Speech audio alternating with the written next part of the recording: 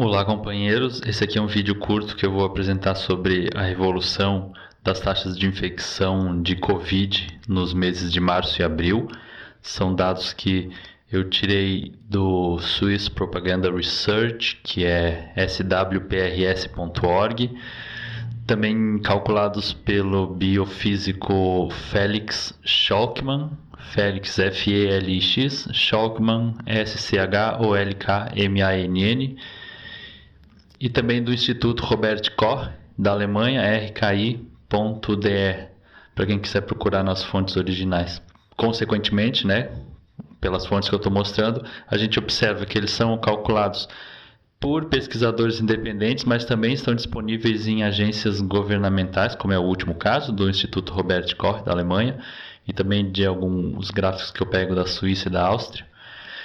Mas eles não são divulgados convenientemente porque são agências governamentais. Então fica a cabo de pessoas, assim, entidades independentes de fazerem esse alerta sobre essas taxas de infecção que não estão aumentando. O que está aumentando são números absolutos e outras questões que eu abordo em outros vídeos também, Aqui eu vou focar nessas estatísticas.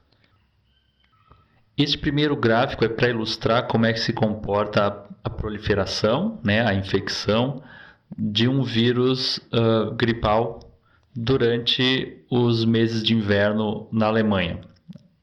Gráficos como esse estão disponíveis pelo Instituto Robert Koch todo ano para todos os estados alemães. Aqui é o caso é um gráfico que eu peguei de Baden-Württemberg, no sul, que faz fronteira com a Suíça, se eu não me engano. Lá vocês vão encontrar gráficos também dos outros estados e nacionalmente, e o comportamento é esse mesmo. O que nós temos aqui nas barras são três tipos de teste que são feitos. Na verdade, é a instituição que faz o teste. As barrinhas mais escuras, que quase a gente não dá para ver ali onde tem no meio do gráfico, Schnell Test, são testes rápidos que são feitos por laboratórios particulares, e NRZ é o teste nacional, e em cinza, a barra cinza LGA é o teste do estadual. No eixo da esquerda, que vai de 0 a 160, é o número de testes, em milhares de testes por semana. Cada barra indica quantos mil testes foram feitos por semana. Você vê que começa em 40, 42, 44, vai até 52 e depois começa a contar de novo. 2, 4, 6, 8, 10. São as semanas do ano.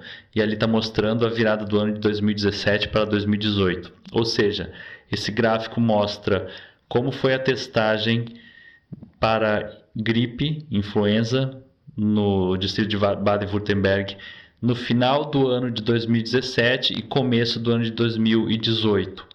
A linha em azul é do percentual de positivos, ou seja, de cada teste, quanto por cento de positivos para vírus da gripe foram encontrados. E aí você precisa ler a barra da direita, que vai de 0% a 100%.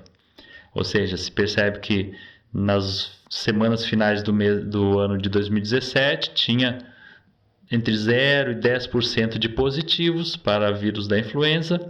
Lá na virada do ano, olha, semana 52, semana de Natal, Ano Novo, até a 12ª semana, 11ª, que seria começo de março, final de fevereiro, o percentual de vírus influenza foi encontrado em 60%, 50%, até quase 80% dos testes.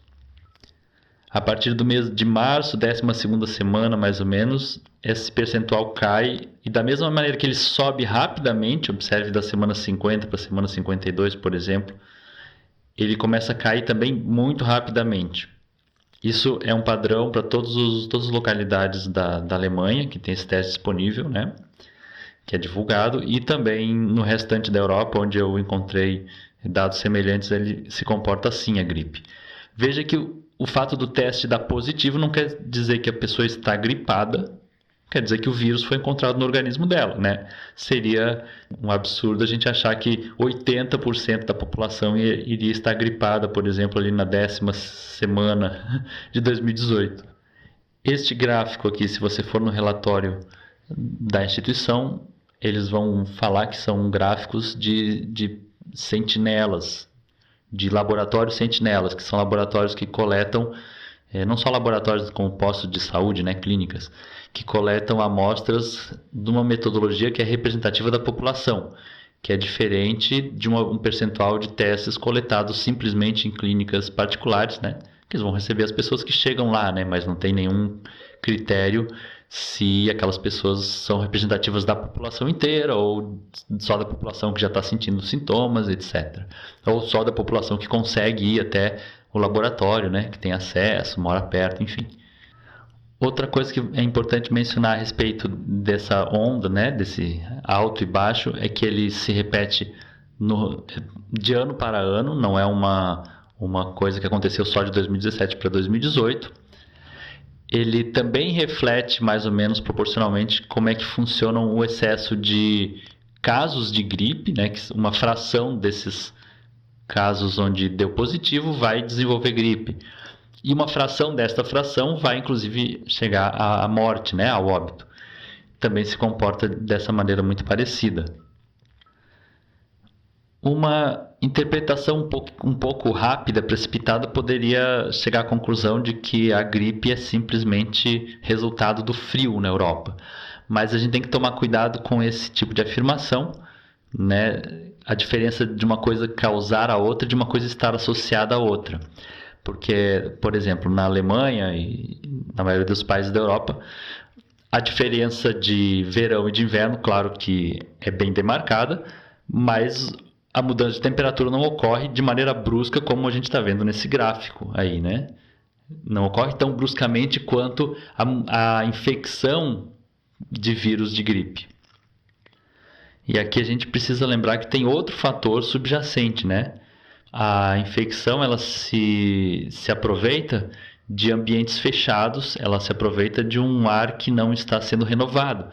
Então a gente poderia simplesmente concluir, bom, no inverno as pessoas ficam mais dentro de casa. E isso é verdade até certo ponto, né? Porque as pessoas precisando trabalhar, elas precisam sair de casa. Mas aí o que nós vemos entre as 2 últimas semanas do ano e o começo de março é um período de férias e de férias escolares. Então sim, aí você tem 2 fatores juntos, o frio e as férias, aí sim leva as pessoas a ficarem mais em casa mesmo. Não basta o frio. Se as pessoas têm que sair para trabalhar, elas já vão estar mudando de ambiente e interagindo com mais pessoas, né? Tendo mais essa troca de microbioma que nós todos temos quando a gente entra em contato com as pessoas. Então, nesse momento em que, sim, daí o momento do ano onde as pessoas realmente ficam mais para dentro de casa, acontece esse excesso de contaminação que vai refletir depois em outros gráficos que eu mostro em outros vídeos meus, que é de excesso de morte também, de mortalidade na Europa. Inclusive, a gente deve lembrar também que tem um fator que sempre aparece nesses gráficos, tanto de taxa de contaminação quanto de taxa de mortalidade, que da semana do Natal, semana 51, 52... para a primeira semana de janeiro, a segunda semana de janeiro, existe uma queda.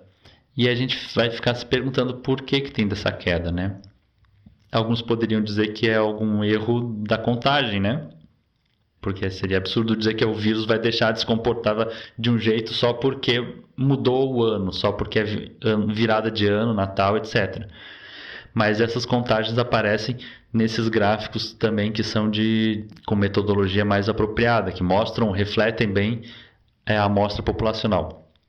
Porque acontece uma coisa nessa época do ano, observa que na semana 50, por exemplo, ali as pessoas começaram a entrar em férias já, elas já vão estar predispostas mais a ficar em casa, mas acontece que entre Natal e Ano Novo tem feiras, tem festas, as pessoas saem para as compras, elas viajam, então existe uma mobilidade maior, mesmo sendo inverno, mesmo sendo férias, entre Natal e Ano Novo. Em todos os gráficos de excesso de mortalidade na Europa, por gripe e tal, você vê essa queda acontecendo. Essa pequena queda, e aí começo de janeiro volta a subir.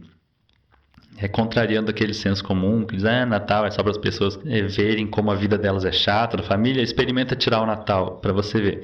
No Natal as pessoas se encontram e reencontram parentes, às vezes familiares e amigos que não viam o ano inteiro, vão viajar. Isso tem um efeito tanto ambiental, né, de sair à rua, não ficar fechado em casa ou em ambientes saturados, né? E além disso, o efeito emocional de encontrar pessoas, né? O efeito psicológico de você encontrar, matar a saudade das pessoas. Tudo isso vai ter um reflexo na imunidade também, e é um dos motivos pelo qual a gente vê esse padrão sempre acontecendo nesses gráficos. E observem também que ali, bom, daí como eu falei, né? O final de março, esse confinamento acaba porque, embora continue sendo frio, bom, já começa a ser um pouco mais quente, mas começa o ano letivo, começa a volta às aulas. Então as crianças também começam a circular mais.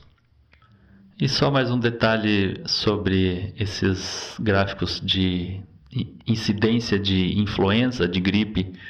Eles se referem a mais de um tipo de teste. São mais ou menos uns 4, 5, 6 vírus que são testados, que estão associados com a influenza, né? Influenza A, influenza B, rinovírus e assim por diante. Inclusive alguns testes de tipos de coronavírus também, já conhecidos, e que são associados à gripe. Agora vamos para esse segundo gráfico. Este sim é um gráfico relativo a testes de Covid, de SARS-CoV-2, o vírus associado com a Covid. Esse gráfico é baseado em dados do governo da Suíça. Esse gráfico foi feito a partir da relação entre testes positivos e testes totais, como se pode ler ali no eixo da esquerda. Observe que ele é percentual, vai de 0, 25, 75 até o máximo que seria 100%.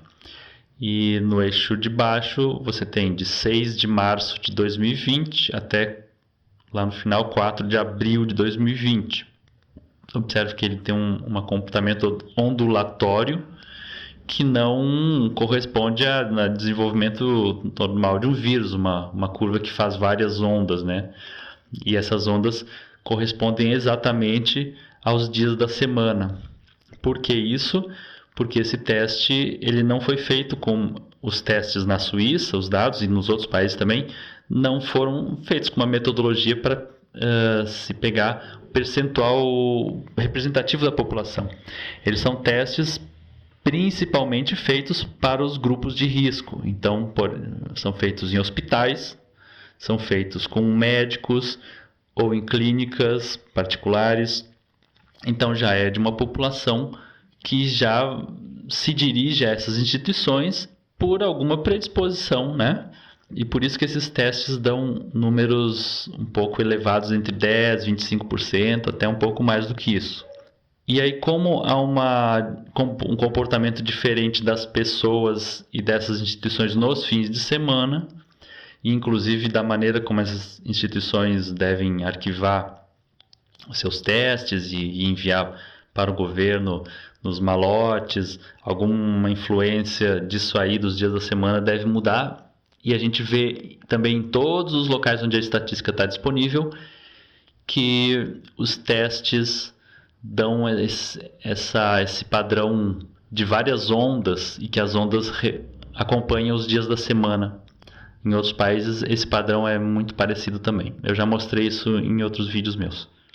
E só por isso já mostra que o teste tem que ser lido com um pouco de cuidado, né? Ele não pode se acreditar que isso aí vai representar exatamente o que acontece com a população.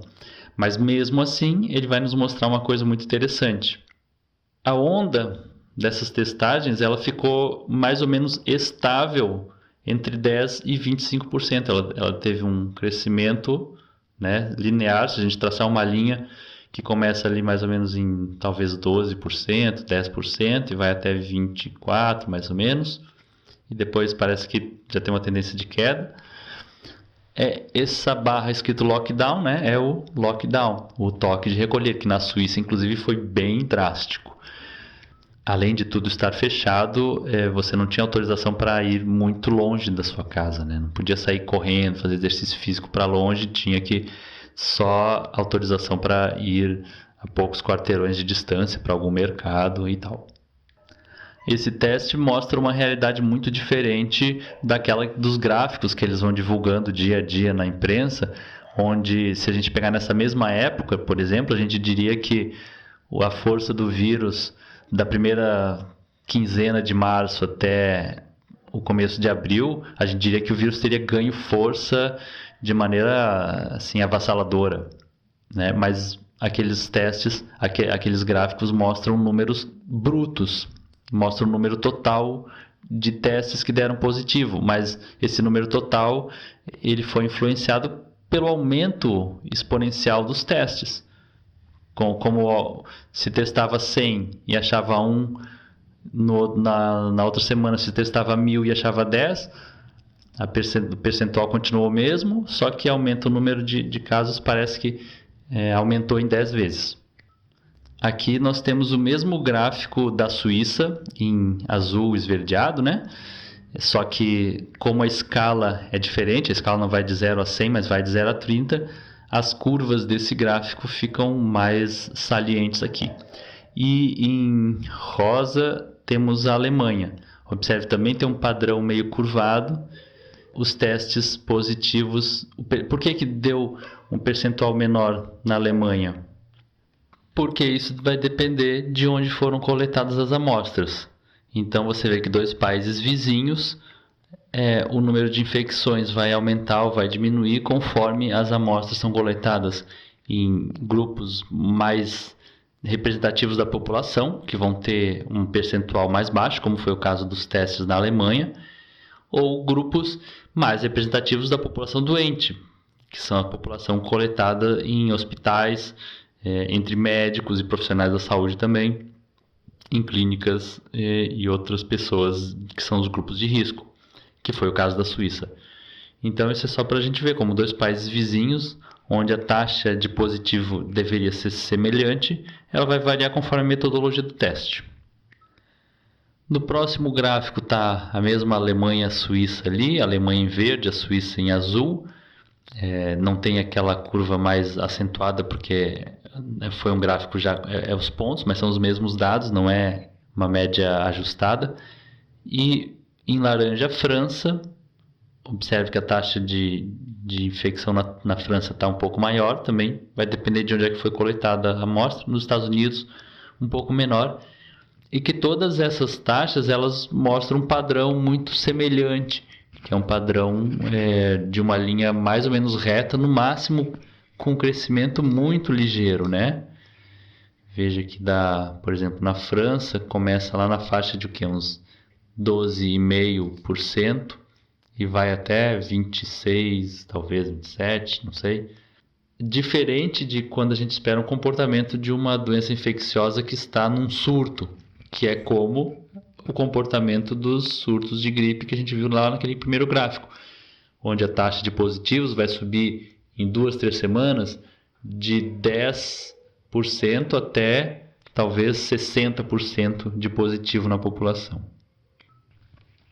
E nesse último gráfico a gente vê os dados que já foram mostrados da Alemanha em laranja, da Suíça em verde e dos Estados Unidos em rosa. E dos Estados Unidos ela está disponível até mais um pouco, até o final de abril, lá dia 23. E também estavam disponíveis dados do Reino Unido e do Japão, né? O UK em azul, claro, e o Japão em bege, né? Um esverdeado. E parece que tem um padrão aqui, que há uma curvatura muito ligeira, que a gente também não sabe o quanto que ela foi influenciada pela metodologia de coleta, mas parece que mesmo com essas alterações, há uma curvatura que vai de uma taxa de infecção que sobe ligeiramente, depois cai. Sobe o que? 10% em cada curva, depois cai uns 10%, ou 10 pontos percentuais. E que isso pode ter relação com a imunidade que foi sendo desenvolvida da população e que também não estão sendo feitos testes de imunidade convenientemente, ou provavelmente eles estão sendo, só que aí se eles forem sendo divulgados, eles vão mostrar uma realidade muito menor do que aquela que a imprensa e os governadores querem passar. E o que é muito importante é você comparar esse período de tempo, ó, que começa lá na esquerda, dia 4 de março de 2020 e vai até o dia 23 de abril de 2020, lá na direita, e comparar com os gráficos que são divulgados mundialmente, que estão disponíveis na internet, que só mostram o vírus crescendo, que você vê uma taxa de crescimento de vírus que vai crescendo até segunda quinzena de abril e começa a normalizar na segunda quinzena de abril lá em cima. Quer dizer, comparado, esses são os números brutos, e aí se a gente olha aqui as taxas de positivo, a gente não vê nada disso. Finalmente, a gente tem aqui um gráfico apenas dos Estados Unidos. No gráfico da direita é a mesma linha que foi mostrada ali, que mostra uma tendência bastante equilibrada de comportamento dos testes positivos. E à esquerda a gente vê o número total de testes. A gente vê que os números de testes positivos, que são as barras em azul, foi crescendo. Os testes que deram positivos de 0 até cerca de 200 mil testes por semana, enquanto que os testes que deram negativo foram crescendo até mais de 1 milhão de testes negativos por semana. E a partir daí se tem a taxa de testes positivos, né? Uma relação matemática muito simples de se fazer, e que não aparece nos dados brutos, só aparece aquele crescimento. Quer dizer, o crescimento dos números que a gente vê é devido a que cresceu o número de testes. Ponto final. Espero que tenham gostado. E aqui vem os meus contatos, se precisar de informações adicionais. E também agradeço toda a contribuição que eu tenho recebido. É necessário porque toma tempo fazer esse tipo de pesquisa. Temos grupo também de atualização e meus contatos, inclusive uma pasta de arquivo onde eu estou deixando os vídeos, áudios em alguns casos, que não precisa da imagem, e também as fontes das pesquisas onde eu tenho colhido essas informações.